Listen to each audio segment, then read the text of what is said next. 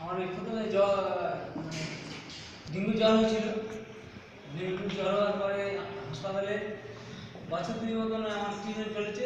Treatment চলার পরে আমার মানে শরীরে কোনো শক্তি আসেনি। হ্যাঁ, আর মানে আমি শুধু এক জায়গায় বসে থাকতাম আর উঠে হাঁটতে পারতাম না। আর পুরো বোয়া বোয়া হয়ে গেছি। তারপরে আমার মামা এই বন্ধুর সঙ্গে আমার মামা যোগাযোগ করে দিল, বললেন আমার ভাগ্নি সুস্থ আছে। হ্যাঁ, আমার বোন সুস্থ আছে।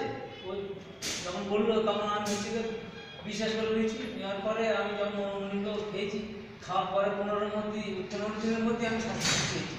পুরো আমার শরীর মধ্যে অল বডিতে পুরো ফুল শক্তি এসে গেছে। আর আমি যেমন ব্যবসা করতাম বড়, সেই ব্যবসায় আমি এখন আপাতত করে আছি।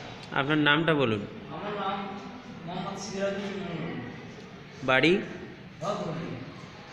ধবধবি। Thank you sir.